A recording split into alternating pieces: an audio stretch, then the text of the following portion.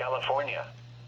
The National Weather Service in San Diego has issued a flash flood warning for Riverside County in Southern California until 5:30 p.m. PDT. At 3:40 p.m. PDT, Doppler radar indicated thunderstorms producing heavy rain across the warned area. Flash flooding is ongoing or expected to begin shortly. Hazard: life-threatening flash flooding. Thunderstorms producing flash flooding. Source: radar.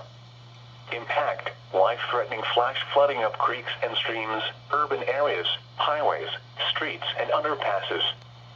Some locations that will experience flash flooding include Highway 74 between Anza and Palm Desert and Santa Rosa Mountain.